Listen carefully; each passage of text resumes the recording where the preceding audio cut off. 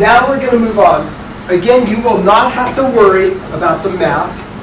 This is good for you. We're on chapter 5 now. Again, the handout is on K-group MANOVA. So this is just an extension of when you have more than 2 groups. I'm just showing you the parallels. Again, when I go through the math, it's step by step from page 179 all the way to 186. You do not have to worry about it. I just kind of want to show you so you have an idea that it's not just a black box. So, for now, let's assume we've got 3 groups. It's a very small sample size, 5 per group. I'm going to have you do training. You'll get training maybe once a week for an hour. 5 of you will get a manual. And 5 of you will do your training online.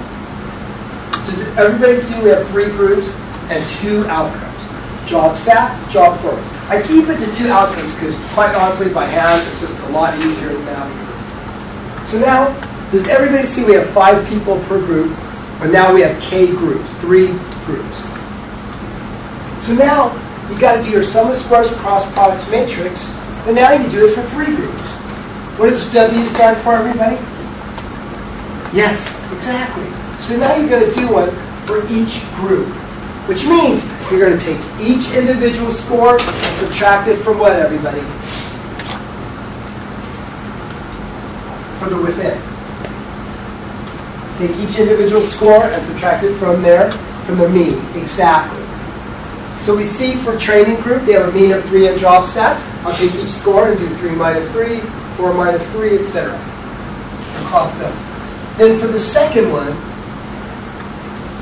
what you'll see is you have a mean of 3 for job set and a mean of 3.33 for job performance, collapsing across the 3 groups. So, again, what you see here is you have each score from their group, right? Does everybody see each score from their group? And then you combine it. You just sum up all the within group matrices. 30, -1, -1, 24. For the between, you're going to take each group, right, from the total mean. 3 from 3, 4 from 3, 2 from 3. Does everybody see that? 2 from 3.33, 3 from 3.335. So it's very similar to what we did in NOVA. It's just a little bit more.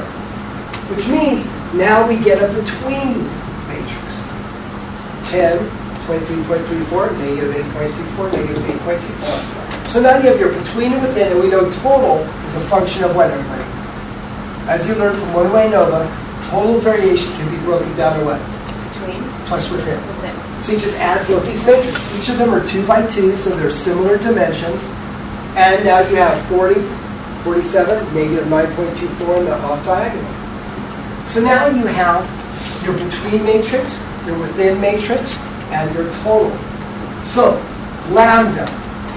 Wilks lambda, as you recall, is a function of the error over total. And what do those lines mean, everybody? Well, got a matrix out there. Generally, you're right. A determinant. Remember, it means a determinant, everybody. Which means I'm not going to go through all the math, but as you know, you have to go through a lot for the determinant. You have to calculate the determinant of each of those, right? Which means 30, 24, and divided. That being said, once I get the determinant for the error and the total, it's 0.3978. 0.3978 is Wilks lambda. And a little bit of rounding error I did, because I should have taken it to about the 8th decimal place by hand. 0.406. So it's just rounding error. 0.40. There's Wilks lambda, everybody. And again, it's just some rounding error that I did when I did it by hand. Because for this, I should have taken it to 5 decimals, but beyond I didn't have the patience to do that by hand. So here, the F transformation gets a little messy, and it's just a little part, everybody, on page 183. How to get at when you have multiple groups like this. You will not have to worry about this. But there's a thing called M, which takes into account total sample size minus 1, the number of groups, and the number of outcomes.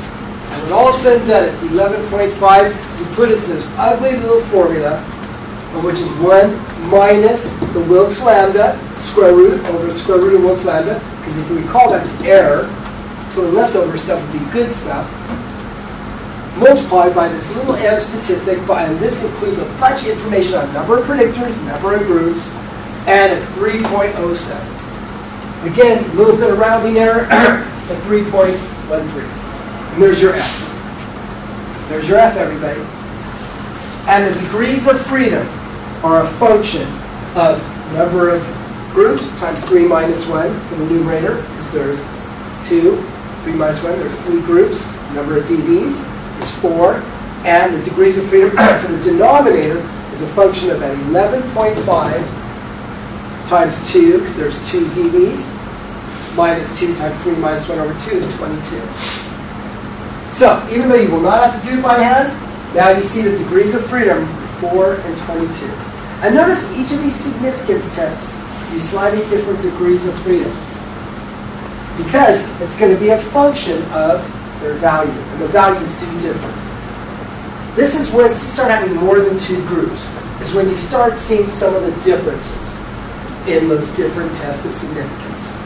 Is when you start seeing the differences in these tests of significance.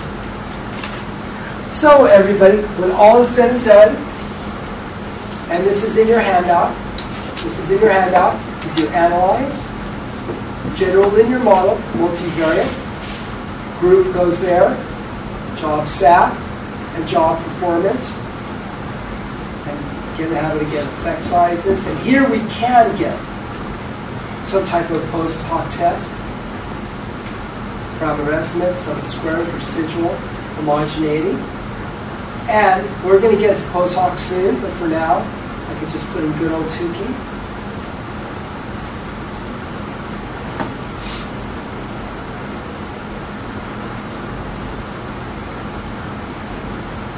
There it is, everybody. There's my Wilks lambda, 0.40, my F 3.03, degrees of freedom 422. P is 0.035, reject or fail reject.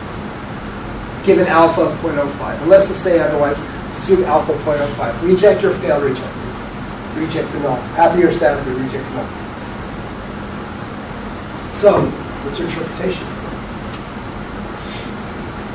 Okay, so now we know the groups differ on the linear combination of the outcomes, right? We know that. Now you got to interpret it, which means you'll probably focus your attention on that.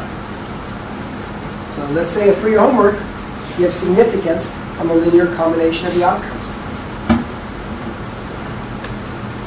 How, in part, we interpret it. Think easy. Think easy stuff.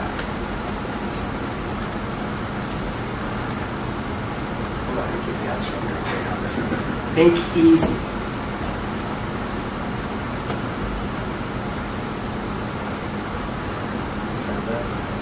No, that's even more complex. The effect size is good, but I mean it's a lot easier. Now you want to interpret.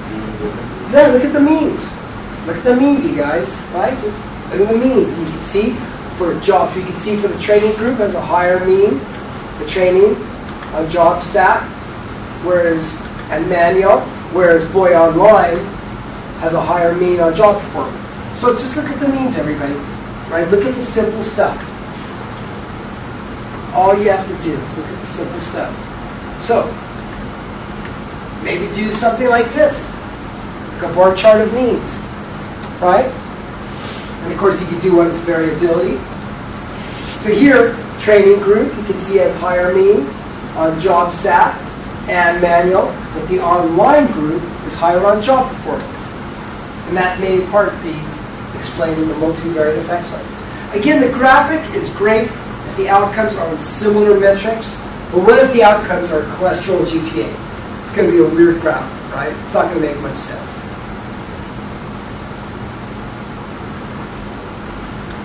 Okay, so now you also see that the effect sizes can be a little bit different contingent on which test statistic you use. Wilks lambda, 36% is explained, 33% explained. Roy's largest root was really different, 53%, given how it's a function of eigenvalues. There is some research that shows you can have more power with Roy's largest root, and I do see the largest effect size and a P of 0.01. But I'm thinking, you guys, with 15 people, this is when you see the screwiness. Right? When you have smaller sample sizes, this is when you see some of the screwiness. But we do reject the null. So your F here would be 422 equals 3.14. P is 0.035, 36.3% of variability in the linear combination of the dVs is due to between group differences. Okay, what about Levine, everybody? Happy or sad? Happy. Yeah, they're both not significant. Though again, and we'll discuss assumptions in chapter 6, it's a very small sample size. Now, does a significant one-way MANOVA guarantee significance for both outcomes separately, right? Right? Significant for both outcomes. That is univariate. Does it guarantee?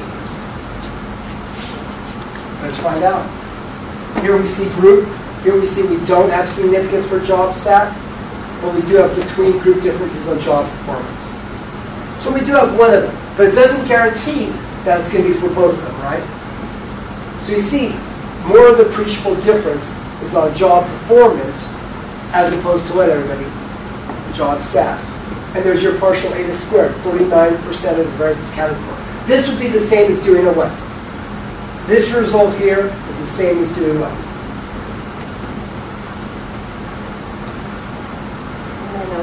What? ANOVA. ANOVA, just an ANOVA. You got it. It's exactly the same. Just to show you, shows you it's the same. 0.017, F of 5.8 for job performance, 0.017, F of 5.8. So it's the same as doing the ANOVA. So when they're significant together but not separately, is that the weight of one of them kind of carrying the significance of the others? Potentially, yeah. There's probably one that there's just a little more bang. I hate using the term bang for your buck, but absolutely, Zach. You have 3 outcomes, and you find just one of them the difference. And true, it depends upon the intercorrelation. It does depend, Zach, in part of, if they're highly intercollinear, if there's like a 0.8 correlation of DVs, there might not be that big of a difference. But you're absolutely right that more of it has to do with that one outcome. So, I guess I haven't used it enough to get the practical significance of it. But why? If one of them's not significant, why would you care about them together? Because you know that they're probably related. Logically, they cluster together, and they're probably intercorrelated. So you may be getting a better picture of the multivariate nature of job stat, job commitment, and professional commitment, rather than each one separately. Because you say, wow, it's the combination of them all. Because now we're taking a multivariate perspective. You're right. Some people say, well, if I just know what is, I don't have to worry about the others. But if I say, but yeah, but Zach, the intercorrelation is 0.5, there may be an interesting story to tell once we analyze them all together. That gives a kind of a higher level perspective. So is MANOVA, is it more like a theory-based tool? Like you wouldn't necessarily, like if you had I know the last essay, so like you'd have a reason to look at these things together. Absolutely. Yeah, some people might say, you got a test battery of employee satisfaction, and you got 4 subscales that probably statistically are related, and logically they cluster together. So it makes perfect sense to random ANOVA instead of doing 4 one-way ANOVAs. And driving me crazy with 4 separate hypotheses instead of one. And I can't tell you how many dissertations proposals I've returned and said, why aren't you just doing a multivariate? You got hypothesis 1, hypothesis 2, hypothesis 3, they're all from the same battery of instruments. They're all logically related, they're statistically related. Why not just run them the multivariate? The multivariate will spit out the ANOVAs anyways, Zach. So everybody, here I want to show you do get the parameter estimates. In MANOVA, you do get an output called parameter estimates. And this kind of looks probably a little bit familiar, doesn't it? Remember dummy coding from MANOVA, from regression? So if you had 3 groups, how many dummy-coded vectors did you create? 2. If you had 3 groups, you created 2. Why? Because remember that third one's redundant. The parameter is redundant, right? Remember whenever you had, there was always number of groups minus 1. Remember from regression, everybody? So if you had 3 groups, you created 2 vectors. Look what it did here, everybody. Group 1 and 2 versus group 3, which was set as a reference group. Oh, okay. Right? Remember that from good old regression? So here you can actually compare group number 1 versus online, group number 2 versus online, and we see both of them are significant for job performance.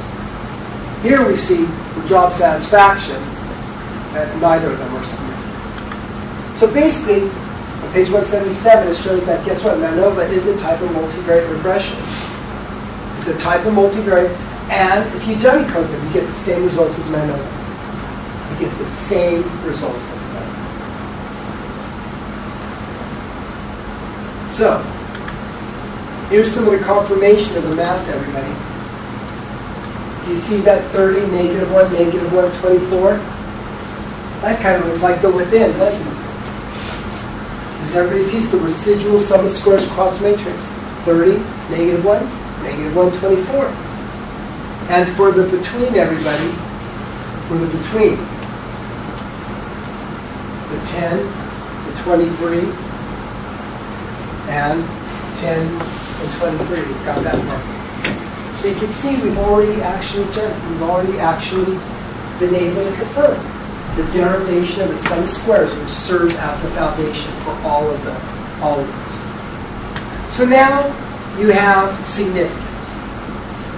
You have significance, and you find one of the outcomes is significant, the other isn't, and you've got 3 groups, which means you could probably move on to doing some post hoc testing.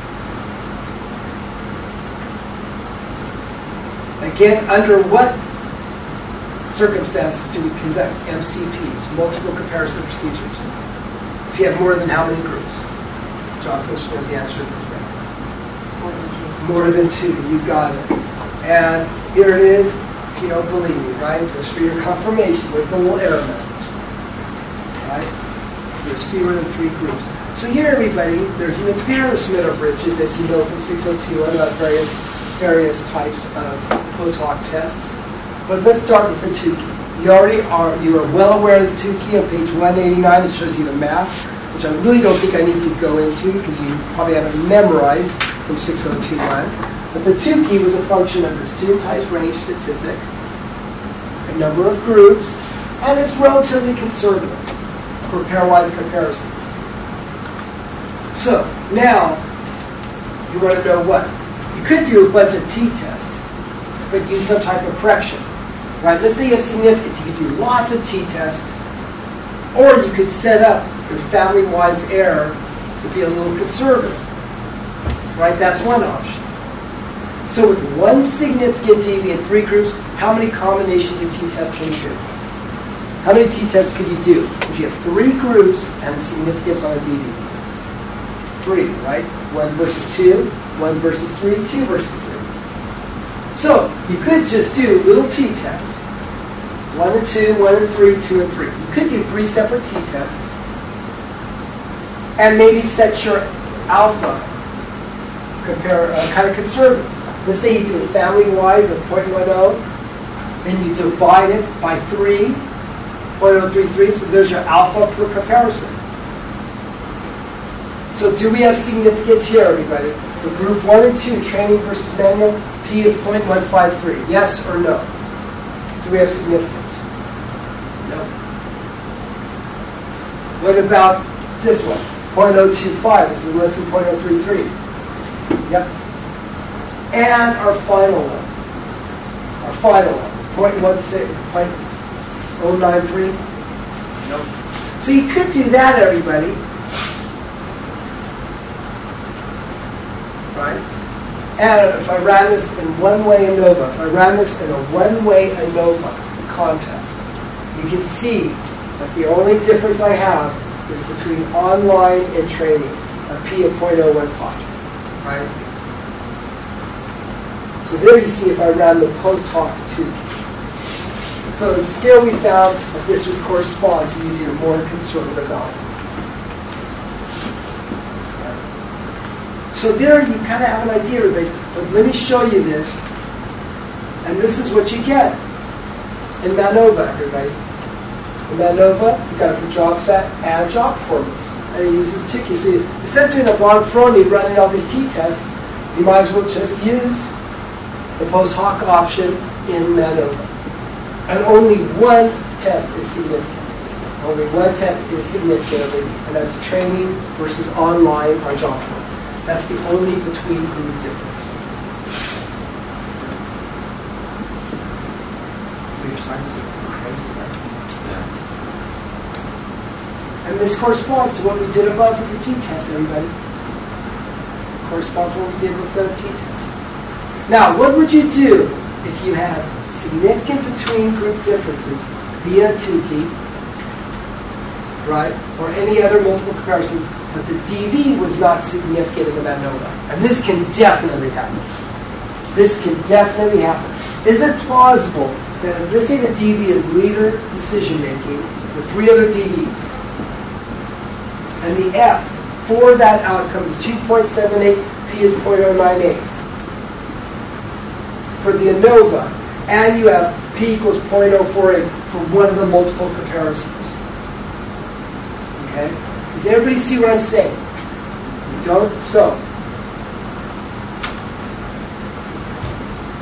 is it plausible that DV is leader decision making, and the F is 0.098 for the ANOVA, and you have P for one of the multiple comparison procedures, right? Maybe clerical versus management. Do you see how you can keep drilling down to find something somewhere? Right? Now with these multivariate statistics, you can really take advantage of chance. You've got a multivariate that may or may not be significant. You've got an ANOVA that may or may not be significant. Then you've got a post hoc test that maybe, just maybe, is significant. 0.048. So then you've got, and let's say you really want to find differences in clerical management. You know, you're starting to play loose and fast, right? With inflated type 1 error. Now, if you had a planned comparison within a MANOVA, then no problem. But here, everybody, it is not implausible that you may keep drilling down, do your MANOVA, and you may find something. You may find something, you guys. It is not implausible. I do my MANOVA, I find significance there, or I don't. I then look at my ANOVAs, I find significance there, or I don't. Then I do my post hoc test, and I find significance, or I don't. Right? Do you see how you keep drilling down and drilling down? So again, this should all be part of a very cohesive and coherent framework. Because, oh wow, look, I found one between group difference. There's a chance that everything up there isn't significant. The ANOVA might not be, or the MANOVA, but this might be.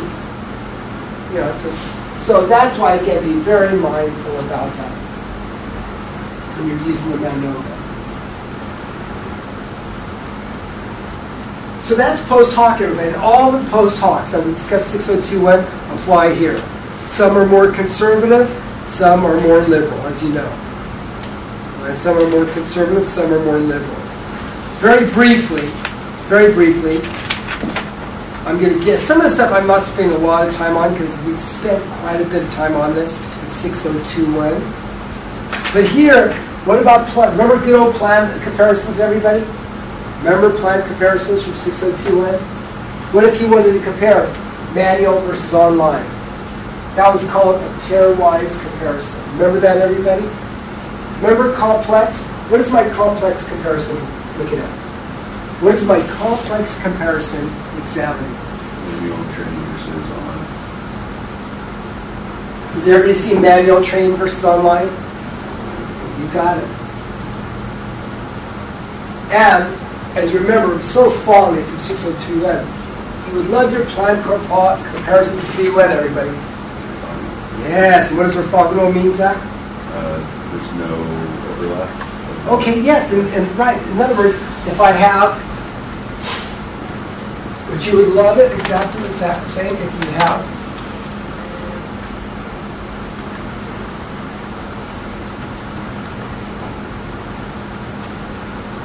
let's just say this is my DV, and I have comparison 1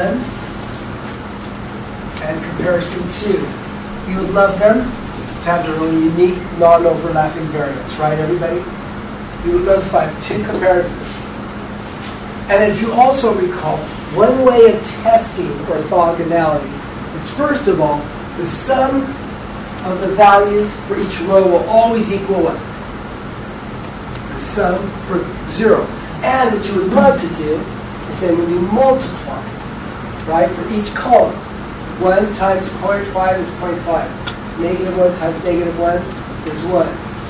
0 times 0, 0.5 plus 1 equals 1.5. Orthogonality would be if the sum of those column products equals what? Yes. So here's how I can make it 0. As you recall from 6021. If I compare manual and online, and then manual and online versus training. 1 times negative 0.5 is negative 0.5. Negative 1 times negative 0.5 is 0.5. That's 0. What's the problem with this? So now I got perfect orthogonality. I got that picture over there.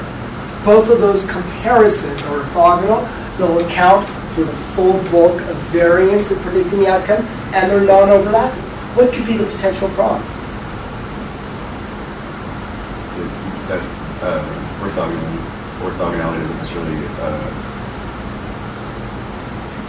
take account what your hypothesis is. Precisely. You may not be interested in that. You may really not be that interested in manual and online versus training. That may not be the planned comparison you're interested in. So you guys, orthogonality is great. Breaking down the variance into these components that can be summated and equal to total R squared. That's a great thing, but ultimately you may also not be that interested in it. So it should be theoretically guided.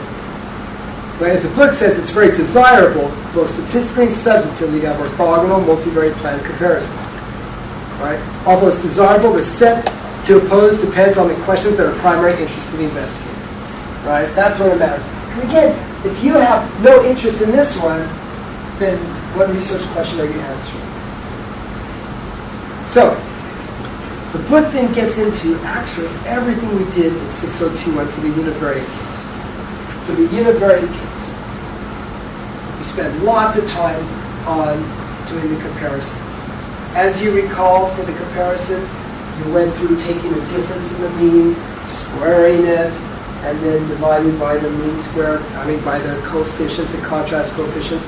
So we did all that, and I'm not going to go through it page 195. You're not going to have to do this, everybody. We already did this many, many, many times doing the planned comparisons. But now let's go into the multivariate case. So we spent lots of time in the ANOVA class. But what about some multivariate comparisons? Here you have some interesting options.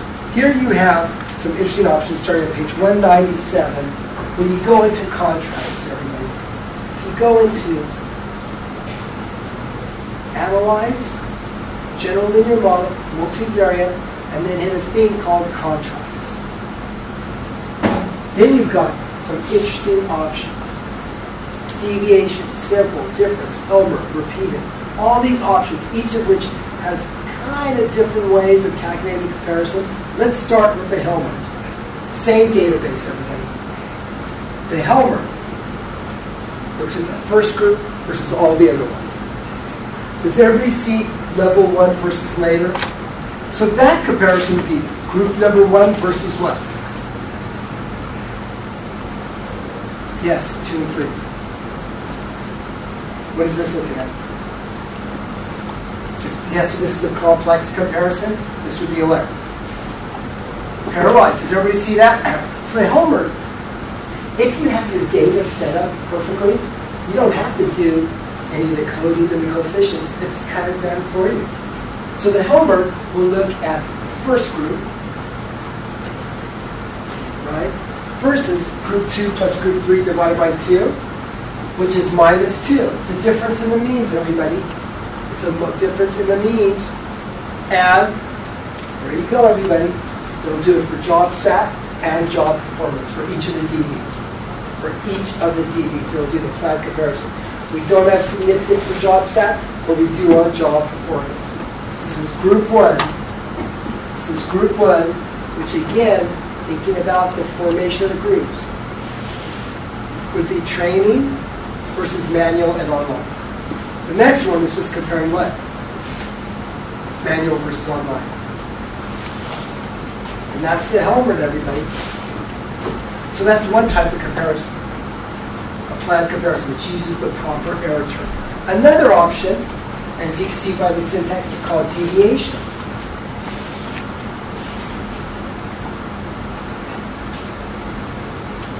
This is comparing the first group versus the mean, the second group versus the mean. So it's just comparing it to the mean values. And that's one option that you may or may not be interested in. So there's all types of contrasts you can do, everybody. Deviation, and this is all from SPSS, it's from the grand mean. Polynomial is if you want to maybe sets of nonlinear. The difference, or reverse, is each level of the factor and the prior levels. And the one that I have shown you in 602.1 is where this one, you have to use syntax. You have to use syntax for this one. Do you guys remember me introducing you the special option in 602.1? Here, if you have some maybe unusual comparisons that you can't just get by point and click, then you can do this one. Here, I'm going to compare group 1 versus group 3. Group 1 versus 2. Does everybody see that? These are my two types. This one, again, in the old days, it had to be a 3 by 3. Maybe now we don't have to anymore. Let me test this. I think the newer SPSS might be okay. We'll find out in 2 seconds. File, new, syntax. Just put it right in there. We'll find out in a minute, everybody. Okay, so now, okay, I knew that would work. Now what I'm interested in, everybody. I have to get rid of it. Can I get rid of this? I'll give you $1 million if it runs them. Oh no, not really $1 million. God, that's on camera too.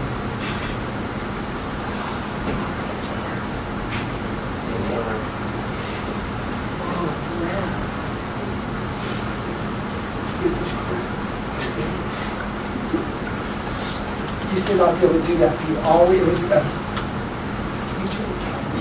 in the old days, it had to be a square and symmetrical for the special command. It was such a pain, you guys. When I used to use the mainframe, and I used to do this analysis in Sharp on careful, I tried to get it to run 1 million times exactly as I ran this, over and over, and it kept saying it has to be square symmetrical, square symmetrical. I'm like, what? Then I emailed SPSS and said, yeah, you just have to add in maybe comparison you have no interest in. If you have 3 DVs, you got to have a 3 by 3. If you have 4, it's got to be a 4 by 4. I go, even if I have no interest, I go, yeah, it's just the way we program it. They fixed it. Because I know up to version 16, it's still doing that. Isn't that interesting? They fixed it, you guys. You don't have to add. Thanks to your email. What's that? Thanks to your email. I changed it. Yeah, I doubt that. I'm sure they got other complaints. That's interesting. They did fix it, though. They did fix it. Are you excited? Of course. You like so? Of course. They never take feedback. So, now, okay, news, everybody. So, okay, now with newer versions of SPSS, you don't have to.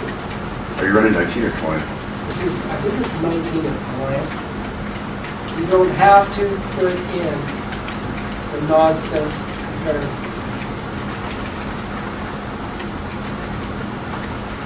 Doesn't have to be. Yeah, so you guys, if you have an older version,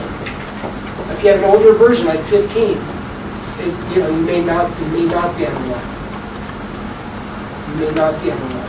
So let me copy this really quick here.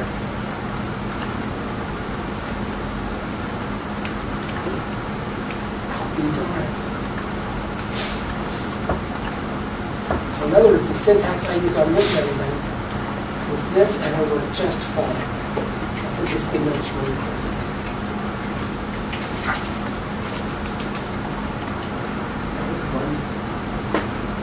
Yep, perfect. So now everybody, now we've got our first contrast. First contrast, which is group 1 versus group 3. And we can see for job sat, it's not significant, but for job performance, it is. A P of 0.06. For the second one, which is the complex comparison, 1 versus these two groups, neither of these are significant.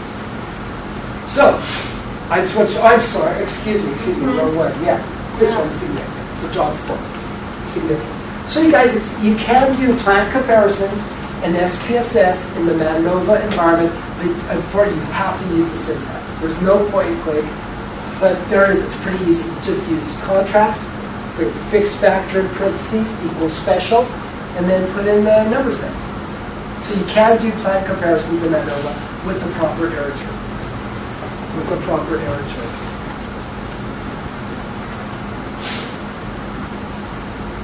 Good. That's good to know, you guys. Now, there's one other little thing here. There's all these different types of sum of squares. So there's lots of stuff that comes in MANOVA. And what do we mean by all these different sum of squares? Well, there's about 4 of them, guys. And you can use the default. For this class, you will not have to worry about it. But there is a little option here called sum of squares. There's from type 1 to type 4. It gives you 4 methods for computing sum of squares. Type 1, calculate the reduction in error by adding each effect to the model sequentially. So this especially pertains to if you do interactions, polynomial models, etc. So in other words, basically it's as if controlling for each of the things in the model. Type 2, calculate the sum of squares adjusted for all other effects. So in other words, if you have F1 and F2, it's a 2 by 2. Then we say that F2 contains F1 if they involve the same continuous variables, etc. So it takes into account the second variable. The one that I use as default, as good properties, is type 3. This is the default in SPSS. It deals with unbalanced models, even if you have with no empty cells. Type 3 sum of squares calculates the reduction in error sum of squares by adding the effect after all other are adjusted. This one has some of the best properties. It's useful in any balanced or unbalanced model. In other words, it does good with unequal sample sizes, which is going to happen. So, that's the default, everybody. And I just want you to know about it. And just, there are various comparisons you can do. If you don't want to, everybody, you can always compare the results. You can always do analyze, general linear model, if you're at all interested, multivariate, go into model, and there's sum of squares right there. And you can hit any one of them. And you can play around and see if they really give a substantive difference. They probably won't be that big of a difference, everybody. Again, as you found, there's multiple tests of significance. And the book gets into this. It gets into multiple tests of significance. And the one we will use will mainly be the Wilks lambda, which is a function of the determinant of error over the determinant of total. There are other ones that, as I said earlier, are a function of eigenvalues. Each has different properties given the number of dBs and sample size. But for our purposes, you guys, Wilks lambda will be absolutely fine. And we've already gone over that. So now, let me see if there's anything else I want to go over from the book. We've talked about multivariate plant comparisons. We discussed that. We discussed post hoc. We discussed other multivariate test statistics. How many dBs for a MANOVA? Page 208. There's no, as the book says, there's no simple answer. So what if you gave the California Psychological Inventory? Anyone ever heard of the CPI? The CPI? Wow, it's got a lot of subscales, doesn't it, everybody? It's got a lot of subscales. It's got 200. It has 434 items. It's now down to 260. Used a lot of I/O. Look at all these subscales. It's got 7 dealing with other skills, 7 self-management, 3 motivations, 3 personal characteristics, 6 work-related, 3 higher order. Which means there's 29 dBs. You get a model in that over 29 dBs? It's a little bit much. It's a little bit much. So be mindful now what it's going to make sense. I seriously doubt you're going to have hypotheses for all 29 subscales. I seriously doubt it. And what's nice is maybe there's a higher order clustering of the 29 dB. Say, I really want to have every scale in my analysis, and maybe there's even a higher order clustering where you can bring it down to 1, 2, 3, 4, 6. You see how I brought down to 6? If there's validity evidence via confirmatory factor analysis or whatever psychometric tool that they use, maybe, because there's even an animal called second order factor analysis. First order would be all 29. Second order might be these 6 scale categories. If you can furnish evidence of this, maybe you can bring your MANOVA down to 6. So be mindful about what makes sense. The power of the multivariate test generally declines, page 208, as the number of dBs is increased. Right? Because they're going to be more, they're going to have some high intercorrelations. The reliability can be a problem. Reliability can also be a problem. So, given a large number of variables, one should consider the possibility that there's a much smaller number of underlying constructs. This may be a perfect example. This may be a perfect example. So if you have an instrument that's got 200 questions, it's got 19 subscales, and you want to analyze it simultaneously, you may find a way of being able to aggregate them possibly. So, keep that in mind, everyone. Power and 3 groups. Now let me show you, again, using the SPSS syntax, which I really like for doing this type of power analysis. Here, let's say I have 35 and 38, and I have 2. Right now, I have 3 groups and 2 outcomes. Just 2 dBs. 2 dBs, and now I have 3 groups. 1 group, 2 group, and 3 groups. So I'm going to do 20 per group. Again, you've got to have an idea of the means, everybody. You've got to have kind of an idea what you think the means will be for each of the groups, for each of the dBs, and you've got to have an idea of the correlation of the dBs. You've got to be able to put in the standard deviations, which hopefully you've got from prior research, and you put in the correlations. And then you run this, everybody. So just to show you how easy it is to run, I'll just cut and paste this. Yeah, that's why I put these in the notes, everybody, so you guys can literally just cut and paste all this right here using the MANOVA. There it is. There's your power analysis. Put in all that information. There's that little M, which I showed you how to calculate. There's the S. Those are all the weird stuff you get. You don't get that in the point and click, but you do get this stuff, which impacts degrees of freedom in MANOVA. And look at my power, everybody. Gives me a power of Pillay, Hotellings, and Wilkes. And it's 0.99 or 1.0, which means, guess what? If I have 60 cases, I got plenty of power. So let's say Chad says, well, with 60, I bet I can get away with what? More or less? Let's try 10 per group. Okay? Chad's the kind of guy that wants to be conscious about budget and try to get through his dissertation as quickly as he can. Right, Chad? And not compromise the scientific integrity, right, Chad? Okay. Speaking of which, I believe you just committed $1 million to us, which I'm willing to let you earn back on my dissertation. We'll discuss it later. We're still, Chad is still okay. 0.8 for play. Let's just look at Wilkes level. 0.85. He's looking pretty good. Now what? Now this is what gets a little tricky, which I haven't brought up. What if he wants power for each TV also? What if Chad wants, do you see what I'm saying? He's got the MANOVA, but look at 0.76 for the first TV, 0.9 for the second. So now, do you see, it's kind of like multiple regression, right? What if?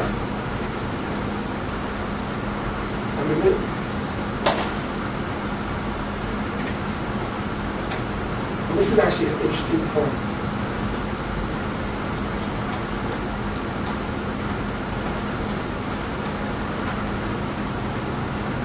Now, Chad reruns this.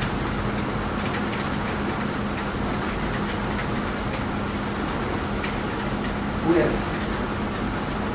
n equals 10 per group.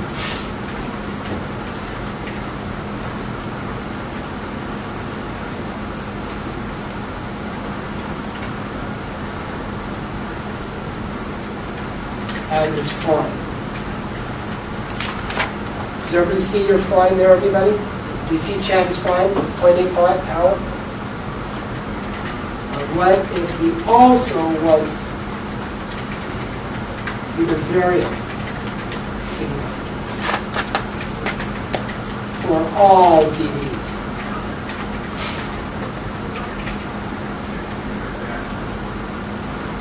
Do you see we don't have it there, the first DV? So what do? You know, you may or may not care, but if you want, you may want to get a little bit more. So do you see the difference that you may have multivariate significance, but you may not have univariate, right?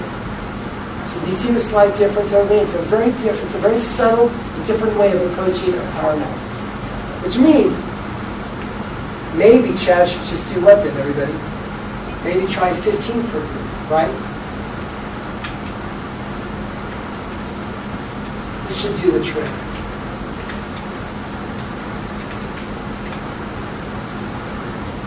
This should do the trick.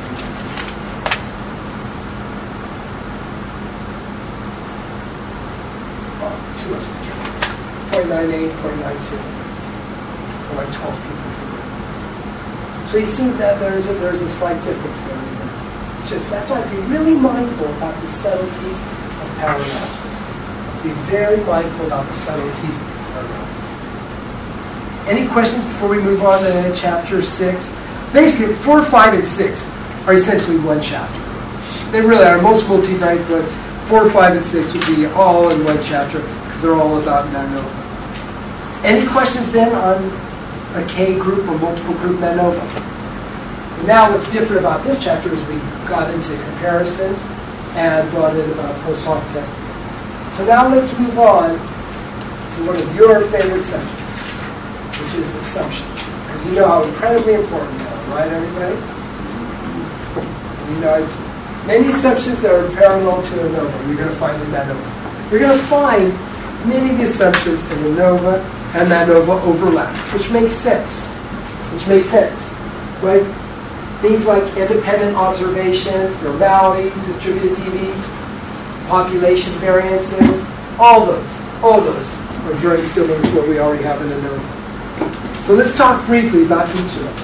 Independence. Between and within groups. Recall independence, we spent a lot of time on the independence assumption. As the book indicates on 218, a violation is very serious.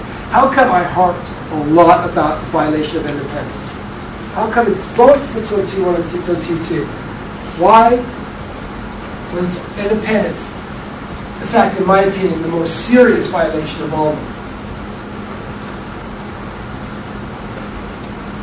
Well, it indicates there's interactions. Okay, tell me what you mean by interactions. Do you mean statistical interactions or interactions between individuals? Between individuals. Okay, so you have group 1, group 2, this one, they're both going to get a leadership satisfaction survey.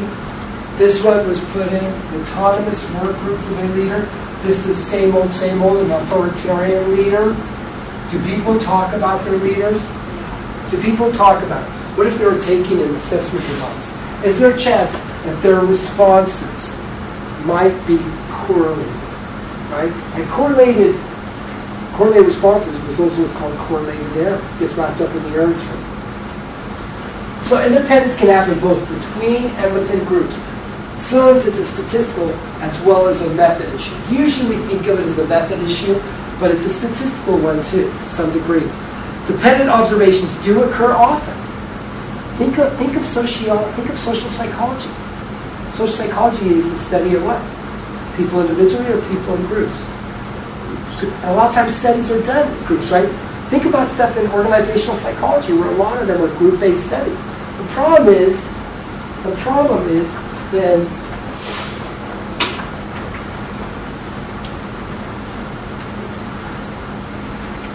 problem is then y and r of y1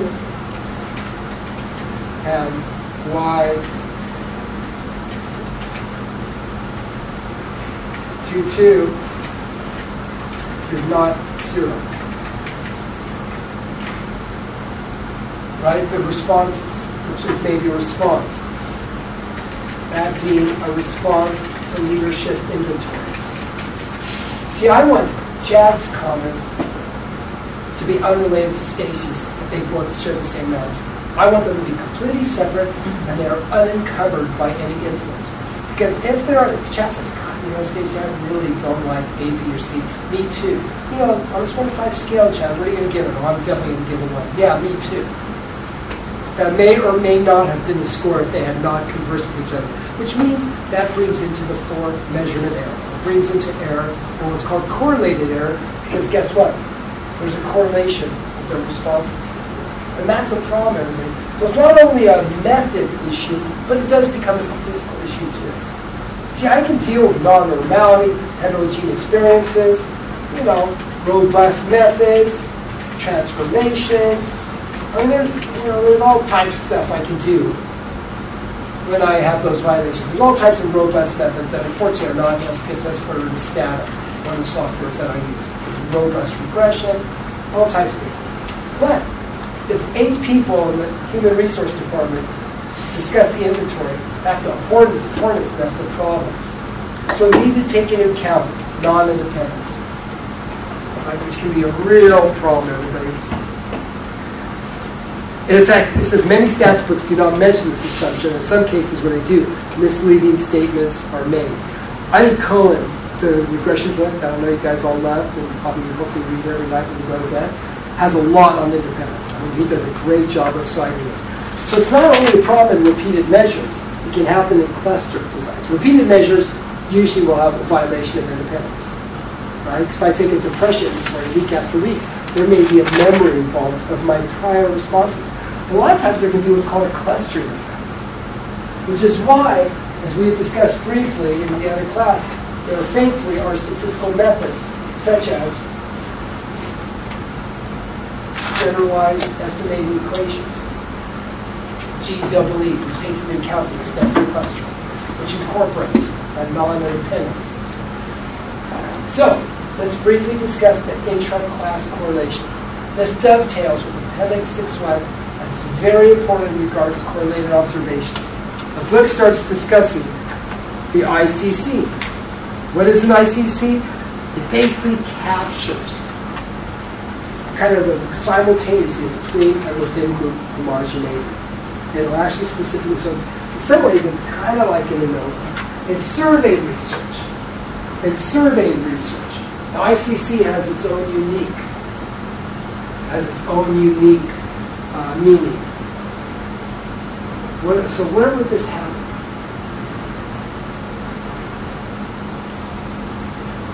Do you think if I did a survey about gun control, that there might be inter-county, inter-city, inter-zip code variability? Do you think Waco, Texas might be a little different than California on gun control? What's that? In fact, just yesterday I was reading the paper, there's a little town in Utah. It's got a town of 1,000, and they right now have voted on a policy that everybody, that basically everybody can and should be a gun owner. 90% of people own a gun in this little town, which has a very low crime rate. No murders, no homicides. Once in a while, someone stole like someone's cow or something. But it was very low, very low. Cow stealing? What? That is called for gun. Yeah. You gotta have a gun. So that being said, could there be inter-county differences? Now, people within certain counties might feel very differently. I mean, is Berkeley different than Escondido? Night and day. Right? Night and day terms of that. So there's actually a statistic that takes into account for cluster design. 1 plus C minus 1 called intraclass. So C is the size of the cluster. 20 people versus 20,000. P is kind of the type of correlation you think about how people will basically cluster together. So let's just say you do a 0.1 and a 0.3, kind of a smaller and a slightly medium intraclass correlation. And look here, everybody, if I have 10 people within each cluster. As the intraclass gets bigger, the design effect, D squared is called a design effect, means how much is the variance basically in flavor, right? The design effect, which means it gets a lot bigger, not only if your intraclass correlation is bigger, but look what happens if I have more people in a cluster. 10 people versus 30, it's bigger. Basically what this shows you is this is very different than thinking you got random assignment, random selection, with equal probability of sample size in one. If I think everybody is independent, you don't have to worry about it. So the ICC increases, and as the ICC increases, the design effect increases, and as cluster size increases, the design effect. So take-home message, everybody. If you have evidence of clustering, you need to use tools that incorporate that information. Bernardo's got a big data set right now with multiple countries, 8,000 people. And I met with him last week. He needs to consider one of these statistical tools, either mixed linear modeling or generalized estimating equations, because if there's inter-country differences, to run the ANOVAs and the regressions, you're violating the assumption of independence.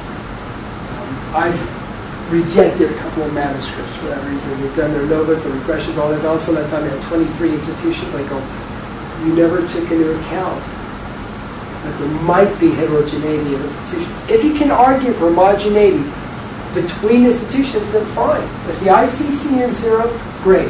But have fun making that argument. So before you go ahead and just combine all 8,000 people across 30 countries looking at leadership assessment, you better incorporate that clustering effect because you're violating the assumption of independence otherwise. And nowadays, guys, there's enough statistical tools between mixed linear modeling, generalized estimating equations, regression techniques that incorporate clustering effects, complex surveys, what's called complex survey sampling. There's no reason to not to acknowledge and incorporate information about independence. The fact is, a lot of people don't because these are more complex tools. And there's a bit of a learning curve knowing how to use GEE, mixed linear modeling, complex survey, design effects, intraclass correlation, variance components broken down to certain levels. It ain't a one-way NOVA, right? It ain't a one-way NOVA. Like with generalized estimating equations, you have maybe group or country as your subjects, and you can take into account clustering. So, unless ICC is 0, you're going to convince me that there's no evidence of non-independence when you have these designs. Now, what if you say, what if I only had 3 hospitals? Then minimally, then this is kind of overkill to use these types of statistical tools. But then I'd probably want you to put hospital as a fixed factor to see if there's an interaction. Right? Then maybe say, well, then you better hope that there's not a between site differences. Because think about clinical trials. You ever heard the term randomized multi-site clinical trial? They use multi-sites all the time for those studies. So, what should be done with correlated observations? Basically, if they suspect their nature study will lead observations, is to have, they say, a more stringent level of significance. For instance, for 3 and 5 group, if you look at table 6.1, everybody, on page 220, let's take an ICC of 0.3, because that's pretty typical. Let's take an ICC of 0.3. You have 3 groups, and you have 30 people. 3 groups and 30 people. Look at the type 1 error rate, everybody. 0.7999. Does everybody see that 0.799? 3 groups, 30 people, 0.3. Wow, how would you like it, Chad, if you took your card and 79 times 100, they said there's something wrong with it when it isn't? That'd be a problem? Yeah. So you see what happens to type 1 error rate. It just goes through the roof with larger groups and bigger sample sizes. So you see type 1 error goes absolutely through the group, everybody. It goes through the roof. So, that being said, everybody, the book recommends maybe using a different alpha. If several small groups are involved in each treatment, then maybe consider using the group mean, God bless you, as a unit of analysis. but it's going to reduce your effective sample size. What do I mean by that? Is let's discuss his options. Is using smaller alpha or using group mean for small number of groups. However, what if Nj equals 4 groups, N equals 200? Your sample size is down to 4. If you use means, right, it's down to 4. So why not use all that information, right? Why not use all that information using some of these tools? And in the back of the book, I believe they've got a chapter on hierarchical linear model, chapter 15. Students did add a chapter, and we'll discuss this later. So, which means, everybody, I would not approve you modifying your alpha for this type of design. I would send it back to you and say, no, I would not approve it. You say, well, Dale, I'm going to analyze at this level. Or that's not going to happen. I'm going to say, why not look at both those levels of variability and take that into account simultaneously. Again, as I've told you, if I had my dream, we'd have a 4th statistics class, which will never happen. But I'd have a class where we'd have 5 or 6 weeks on SEM, you'd have a few on this one. We'd have about 4 or 5 on multi-level modeling, and about 3 on finite mixture modeling. And it would be great, because then you really see the statistical tools that apply to psychology. Yeah, it's a lot of information, and you cram a lot into a semester. And it takes a while for some people for it to sink in. Yep. And become, you know, just running the data now and being like, oh, I know exactly what I'm looking for. Instead of going back. And that's because you got to live this stuff. A lot of people, they don't touch stats till their dissertation. You've got 2 or 3 years, and all of a sudden they're relearning a t-test. Yeah, I think that would So it'd be great to be part of research projects continuously, or even if you're not, make up some data. Make up some data and continue to teach yourself. I mean, 5% of my learning was from the classroom. 95% has been stuff I've taught myself since then. So you just have to maybe kind of continue with it, Jocelyn, and it will stick. Yeah. So that's independence, everybody. That's independence, which we've discussed. Just a brief thing about power. A brief thing on power in MANOVA. You have 2 groups, correlation of 0.2 for DVs, and N equals 20. There's my correlation of 0.2, kind of a lower correlation. Below shows that the DV, as DV intercorrelation increases, look what happens to power. I just did this little simulation. I had my correlation of DVs go from 0.2 to 0.4 to 0.6, just to show you what happens to power. Power, as we see, goes from 0.34, goes down to 0.3, goes down to 0.27. So we actually see that even though MANOVA likes intercorrelation, if it starts getting too high, the power actually decreases. Below shows that as DV intercorrelation increases, power decreases for this sample size. For this sample size. We've already gone over univariate and multivariate skewness, kurtosis, and normality, and now you know how to use DiCarlo's macro from homework 2. So now again, going over normality assumption, we've spent a lot of time on that 221, and now what's cool is you know how to look at multivariate normality. You now know DiCarlo's macro. So here's univariate, here's skew, all of them significant. Significant, the only one that's okay is social influence. But again, look at pictures, everybody. Don't just rely on test of significance. Look at pictures, because it may not be that bad. Here's your self-efficacy. Does that look positive or negative skew? Positive or negative? Negative, you got it. So, generally you get a multivariate problems via univariate, but not always. But remember, you can maybe start seeing if the multivariate test is significant for kurtosis, skewness, normality. Start looking at the univariates, and you can see what type of impact it has. So here, again, I'm really stoked that we have this macro here, because now, again, as the book recommends, to judge multivariate normality. They say look at all the combinations, look at the combination of variables, but it's not enough. Now you have a multivariate test, and as you know, we have what's called the Omnibus test of normality for each individual variable, of which this one looks okay, social influence. This one on diet looks okay. And here's multivariate skew. Here's small test, which I'm finally using is significant, which is not good. Here's multivariate kurtosis. As I told you, some can be significant and some not. And as Dr. DiCarlo said, usually most people use the Martius test, which is significant. And here's the biggie, the Omnibus test of multivariate normality, which is significant, which means we do not have multivariate normality. So again, remember, univariate normality is each individual variable. Multivariate is the linear combination of these variables.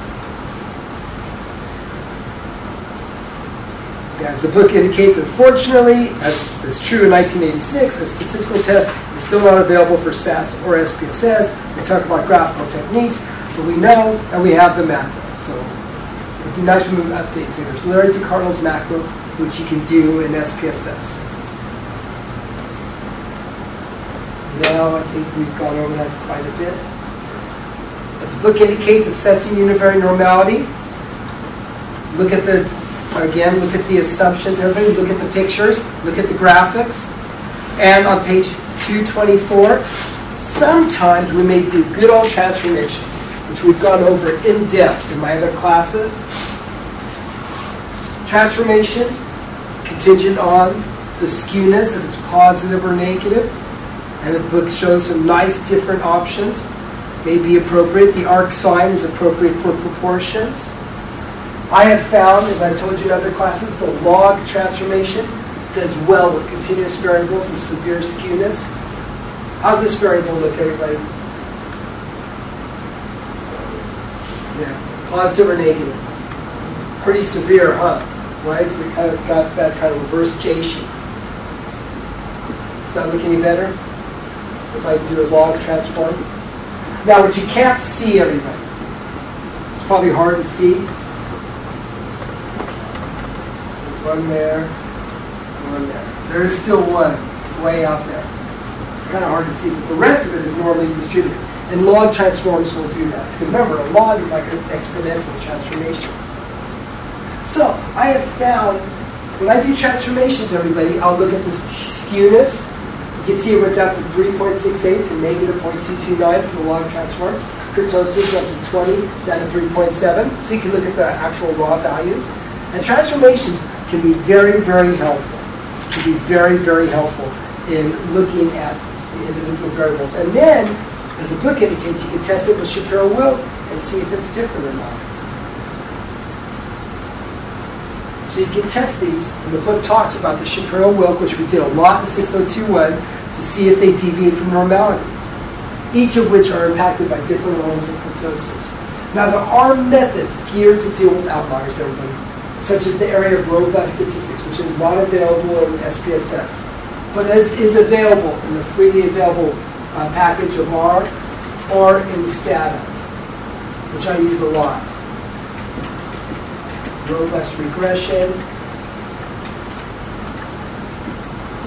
So there are methods out there that are equipped to handle outliers without just deleting them. Okay? One little outlier right there. It's 11:51. So why don't I stop at this point right now? Let me see where we are with respect to our schedule. Again, because we have the 1 week extra off. See, today's the 25th. We're right on schedule. Amazing. Yeah, we're right on schedule. 5 and 6, and next week 6. We'll finish at 6.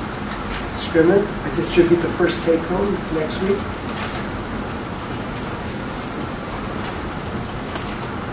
Okay, now I got to decide if I want to give you a homework on Manova, but I haven't finished this chapter. I think what I'm going to do. Do we know that to start it? Yeah, absolutely. You can get about 80% of it done. Thank you. Why don't I give you the Manova homework, and it won't be due for 2 weeks, okay? So, get this, everybody. I know the homework. It's not due. ANOVA homework due in 2 weeks. Again, I've been giving you guys all different homeworks. So let's go ahead and let's look. Let me do something really quick here. Let me just find a nice binary variable here that has an okay sample size.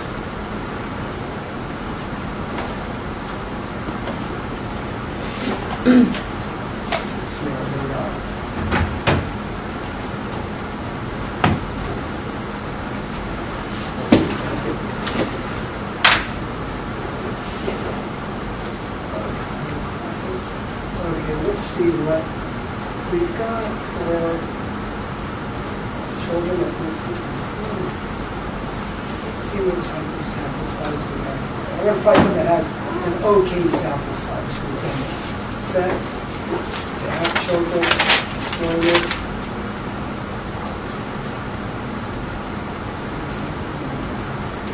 Okay, let's just keep it simple for now, just so you can practice writing this up.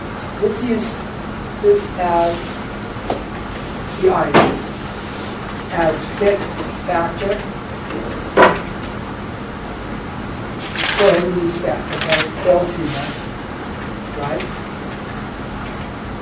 And then for DVs,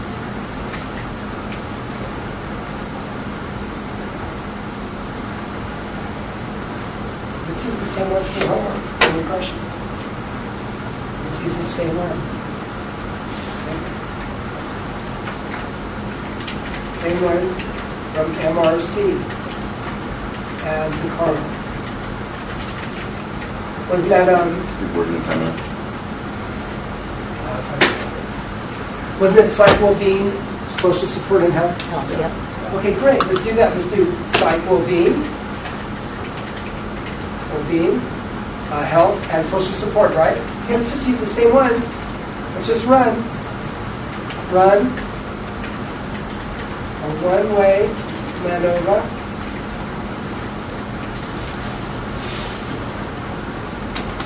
Hang on for 1 second. We'll make this for 1 second.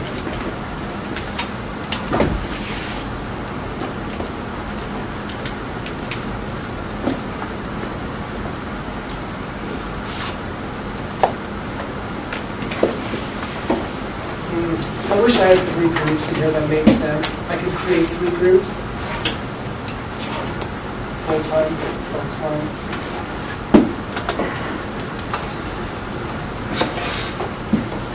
I'm going to create this and update this. I'll tell you why. I'm going to modify employment. Okay, so please look at your notes. Okay, I'm going to get rid of this set. I'll tell you why.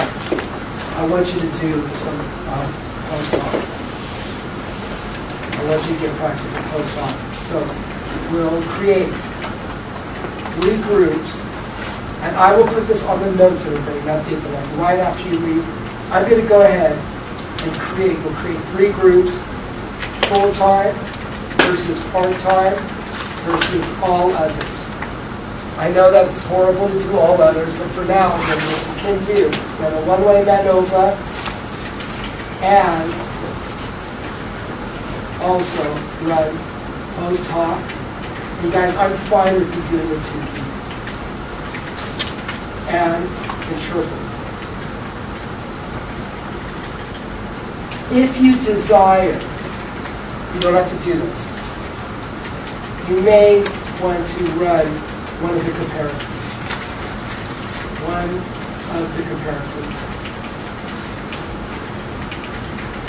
In the contrast option. That's not required. If you want to play around with the Helmer, deviation, you know, if you have some interesting contrast, I want to do just part-time versus full-time, part-time versus all others, you can go ahead and do that, right? In the contrast option, or use the special syntax as per notes. But that won't be required, okay? If you desire, not required, add, write up the results, We're not due for 2 weeks as I need to finish lecture on assumptions. Okay, so you're homework free for a weekend, but you get almost all of it done. Like literally, the assumptions part will be adding back half a paragraph or paragraph. Okay, guys, you're free to go. Take care. Have a wonderful, wonderful week, and we'll see you next week.